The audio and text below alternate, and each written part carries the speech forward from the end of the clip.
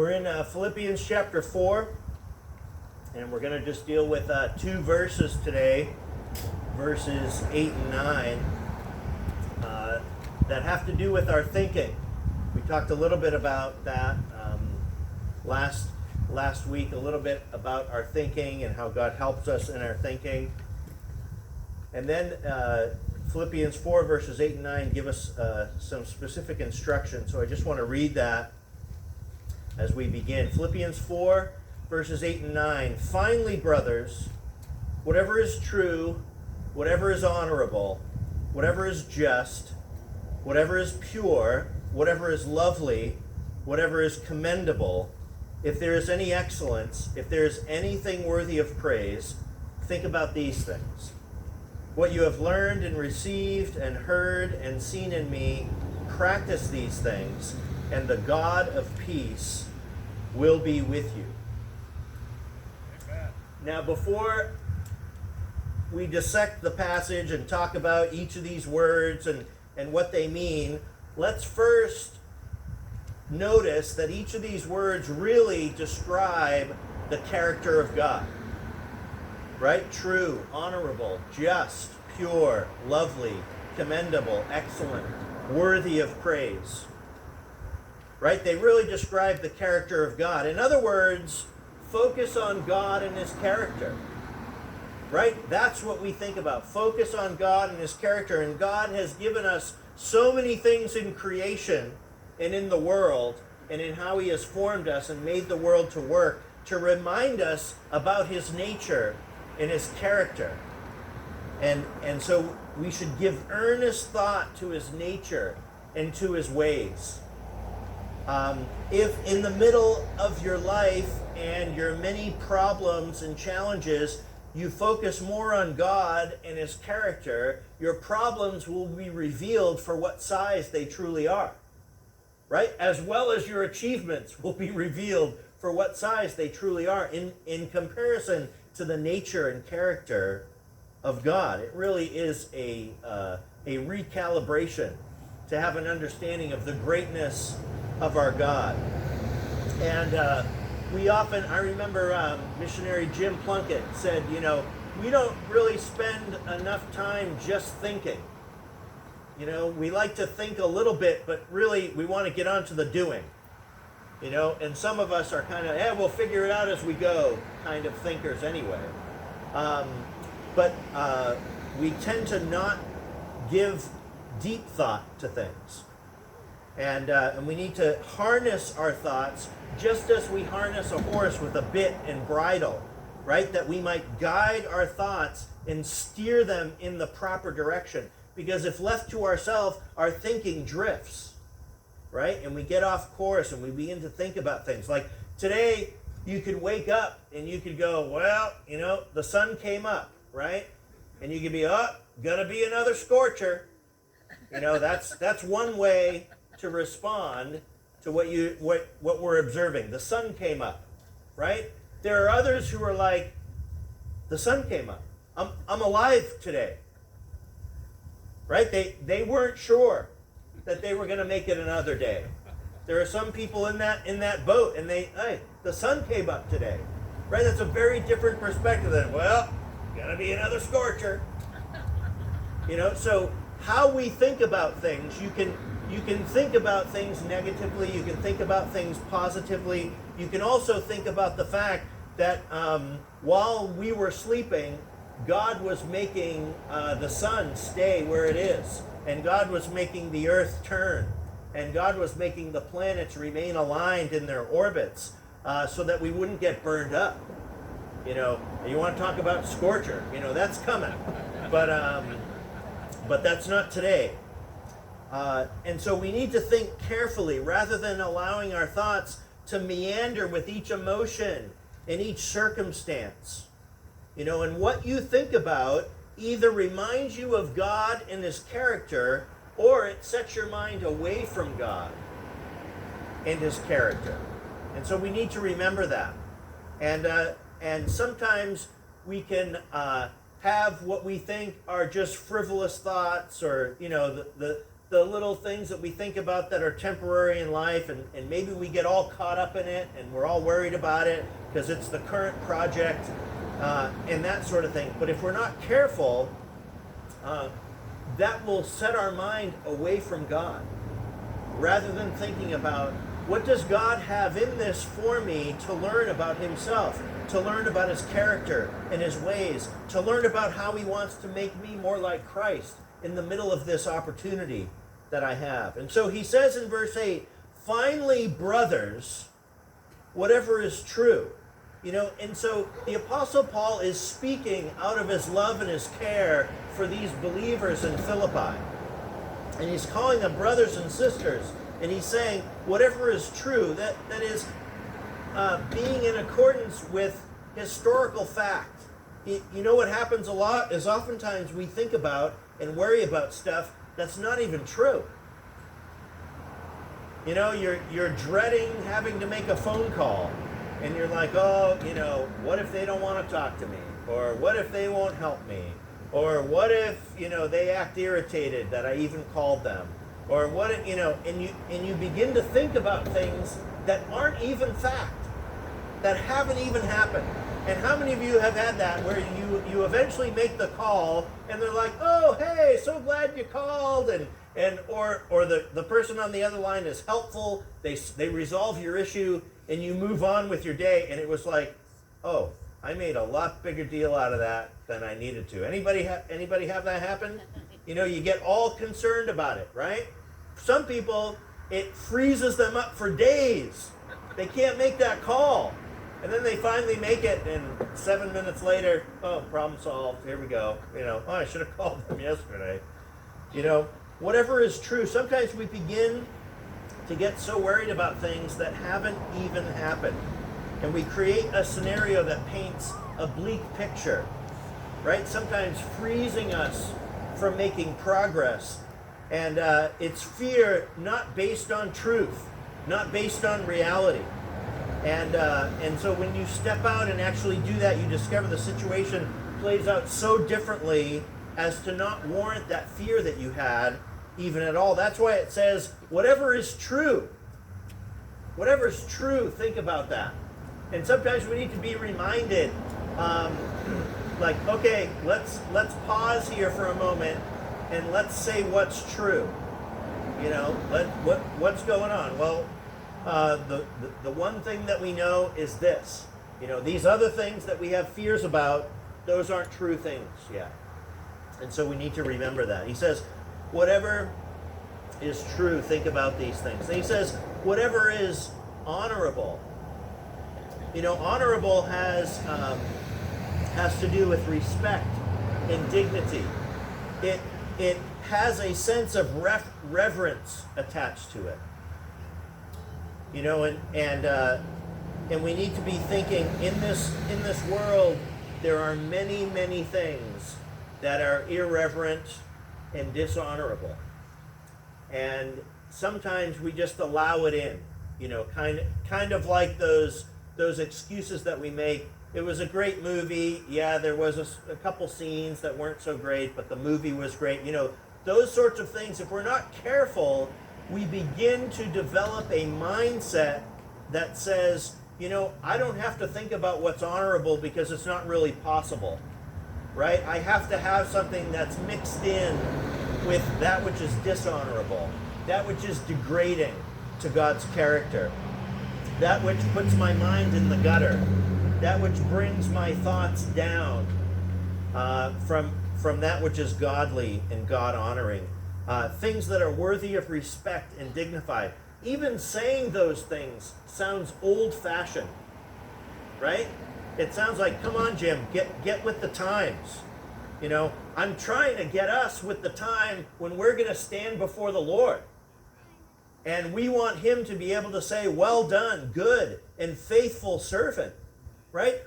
I plan on living forever with the Lord.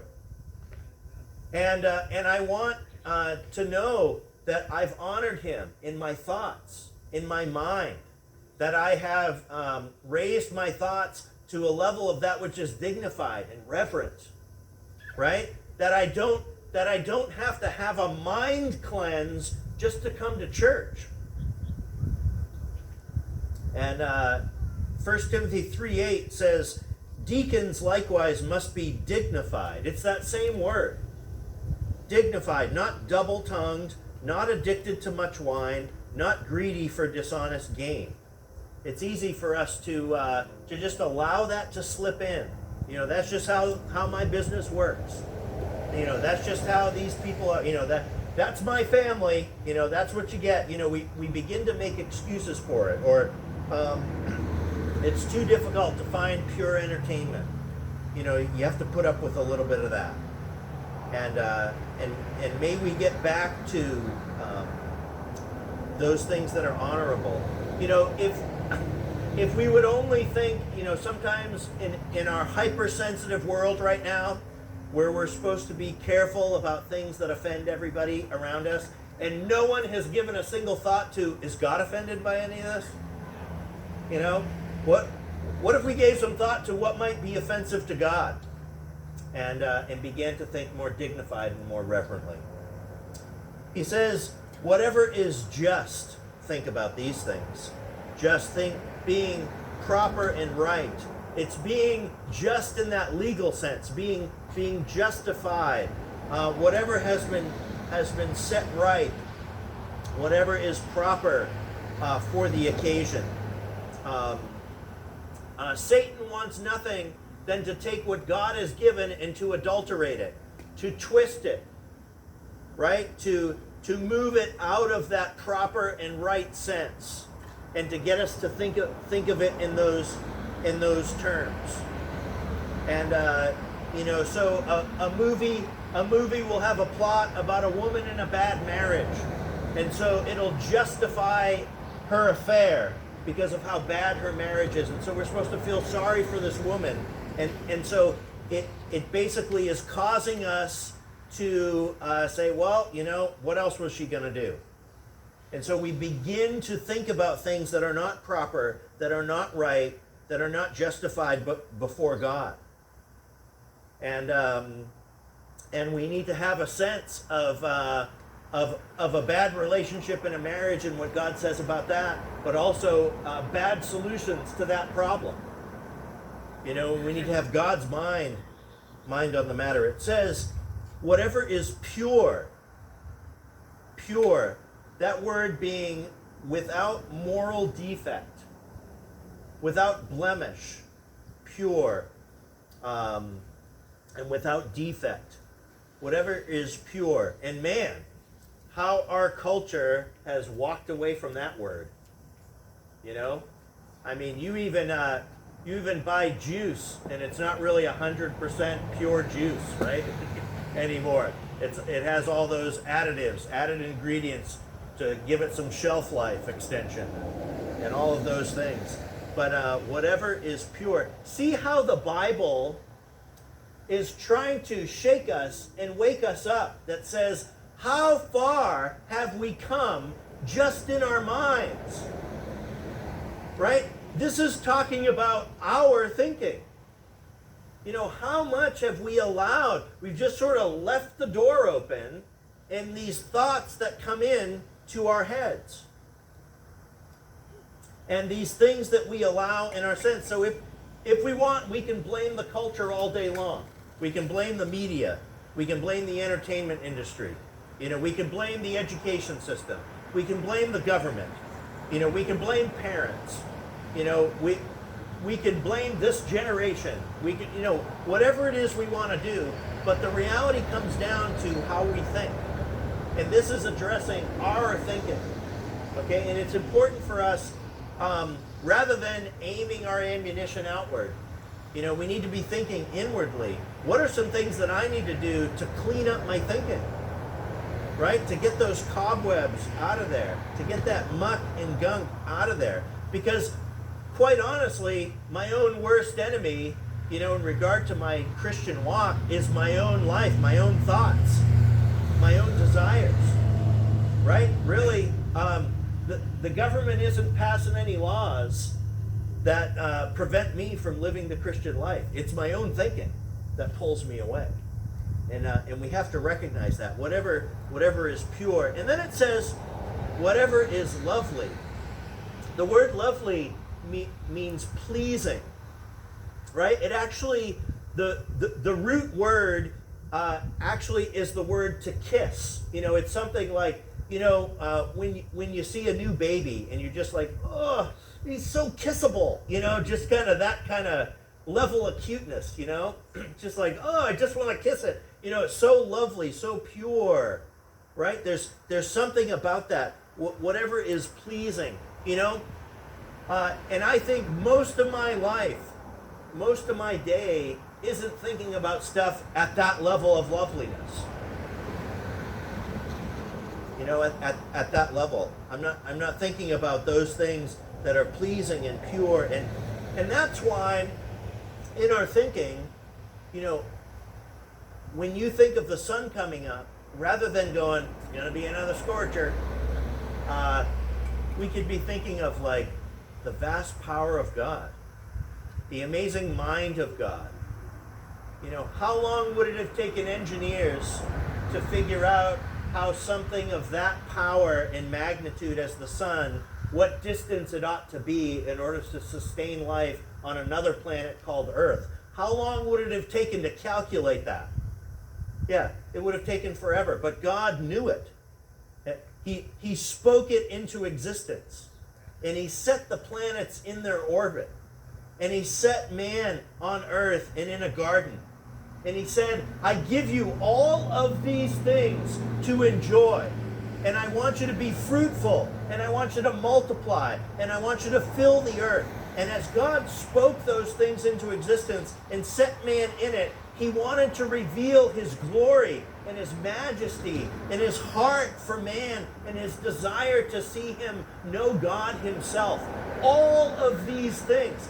And so, what if we could take time in our lives and set our thoughts on the majesty, on the glory, on the magnitude, on the size and immensity of our amazing God and what he's done?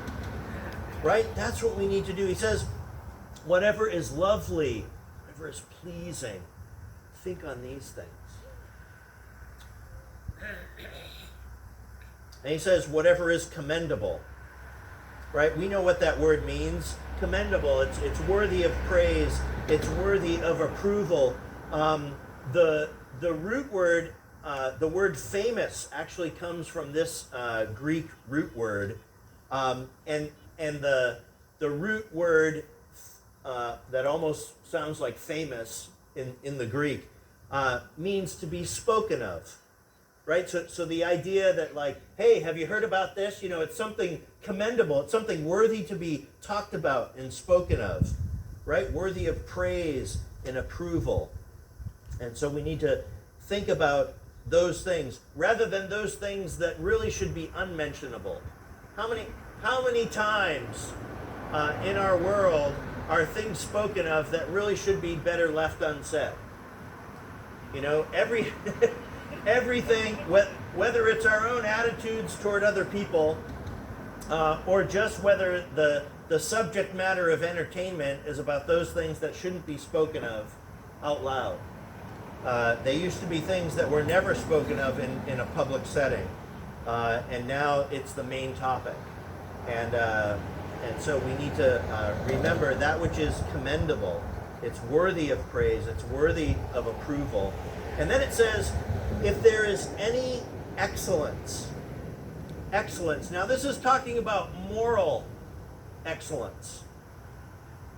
Right? It's virtue is really the word. Virtue is a word that we don't use a whole lot anymore. It's words like buttermilk, and culture, stuff like that we won't really use. They're kind of out of use. But this outstanding goodness morally, an excellence that displays its virtue, right?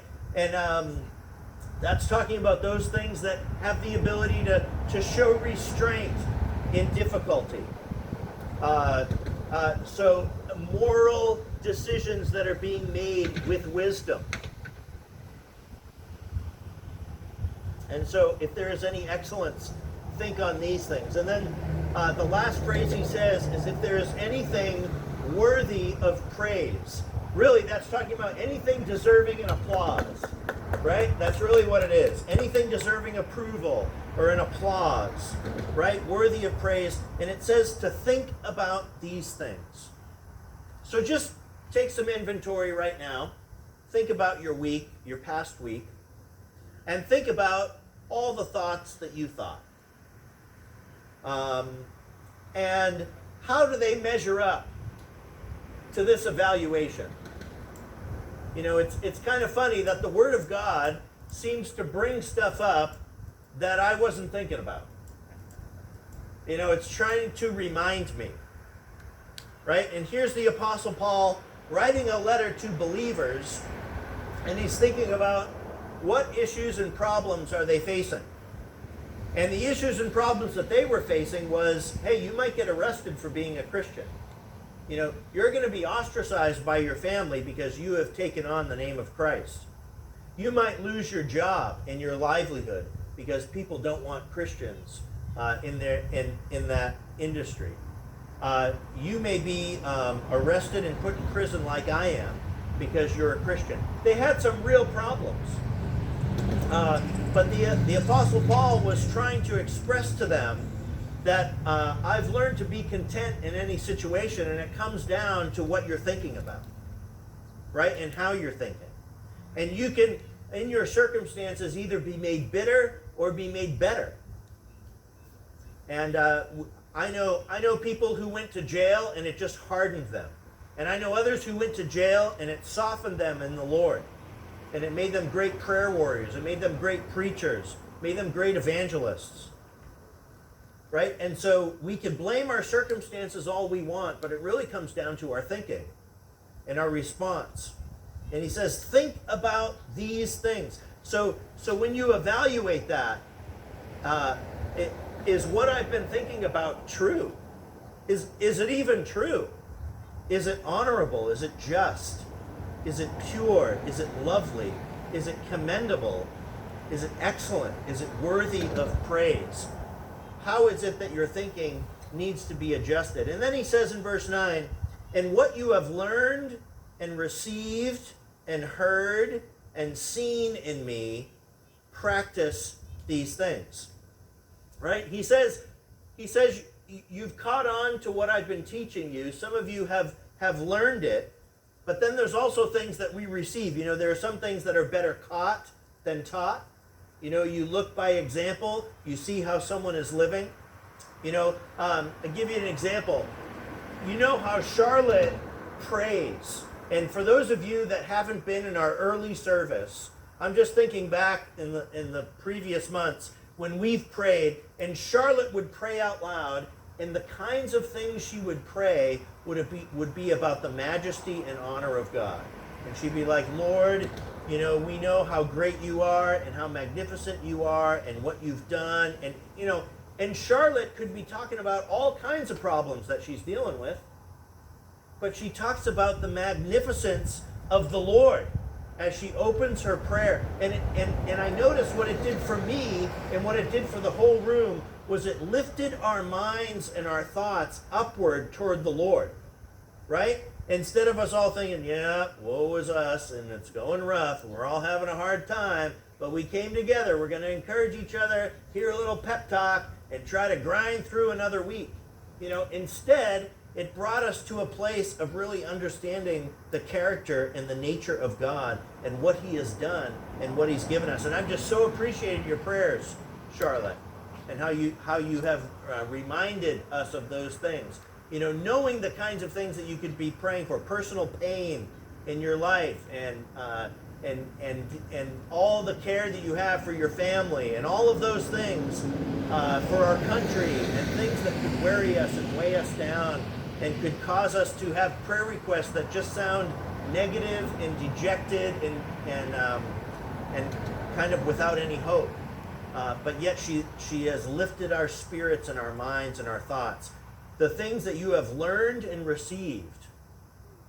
Sometimes we learn it by studying and practice, and sometimes we just catch it. We hear it, right? and the things that you've seen in me, practice these things.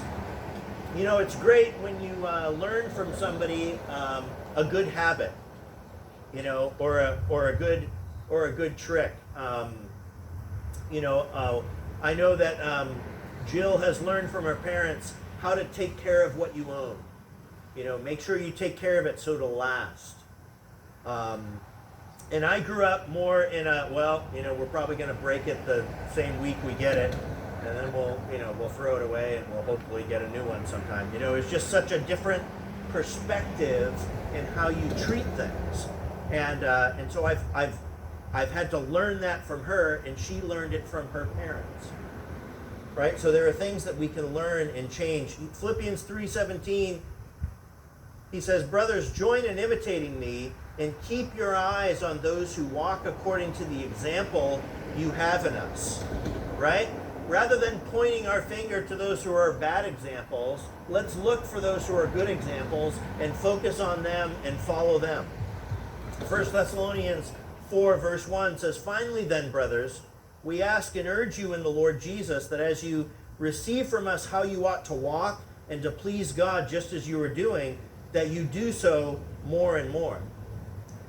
You know, as we think in terms of our parenting, we have a limited time with our kids, right? And then they fly the nest and they go and they make their own decisions. And the decisions that children make aren't always the same decisions that their parents would make. And yet the parents are often helpless at that point to give any influence. And so we recognize that there's a period of time, children, right now, where you're with your parents. And sometimes that's a drag. And sometimes that's a royal pain. But the whole purpose of that is so that you will catch some things that they're trying to pass on to you. Some skills and abilities, some sensitivities, some awareness, right? So that you'll know, you know. So when your mom rides you because, you know, when you were pulling your clothes out of the dryer, a sock fell on the floor and you just walked away, and she's trying to teach you to pay attention, so that you'll notice things like that, so that when you're at your job and your boss watches you, that you don't empty the trash and leave some trash on the floor and don't notice it. And your boss is like, "Oh, this person isn't a very observant person. You know, I'm not sure I want to give them a bigger responsibility because they won't catch it, they won't notice it. Maybe we'll just leave them to empty the garbage, you know, and that won't harm the company as much." And so you realize that parents are trying to teach you very valuable things that you can learn and that you can catch on. And so he says, "We urge you that as you receive from us how you ought to walk and please God, just as you're doing, that you'll do so more and more." That's the purpose of this time of learning. And then it says at the end of this verse, at the end of verse 8, that says what we should think about. And then at the end of verse 9 that says, "What you've learned and received and heard and seen in me, put these things into practice." And then it says, "And the God of peace will be with you." The God of peace will be with you. Earlier in Philippians 4, it talked about the peace of God, guarding your hearts and your minds in Christ Jesus. But here is, the God of peace will be with you. You know, when you allow your thoughts to be heavenward, when you think on the Lord more than on your circumstances, when you learn from those believers who are being an example to you, and you put those things into practice in your life, then you find that God is with you and you have peace. It's when you walk away from the Lord, you walk away from that teaching and training, when you let your mind just drift to whatever comes naturally, that your life isn't marked by peace. That your life is, you feel disturbed and agitated and anxious and unsure. Philippians 4 verse 7 said, "The peace of God, which surpasses all understanding, will guard your hearts and your minds in Christ Jesus." And this says, "The God of peace will be with you." How we long for peace. in our world, how we long for peace in our own hearts and in our own minds. Well, this is what this is what God has left us, so that we will understand, how do we get that? You get the peace of God guarding your hearts and your minds as you surrender your will to Him, and as you allow contentment to rule in your life. And then you get the God of peace being with you when you think about those things that remind you of the character and the nature of God, rather than just the earthly, temporary, mundane things. And so we're going to end this service by singing a hymn that we all know called "How Great Thou Art." Right? And it's a reminder of the character and the nature of God. And so we're going to sing it a cappella. So I invite you to get your song sheet out, and I'm going to turn off the video, and then we'll sing this song together. So let's go ahead and stand.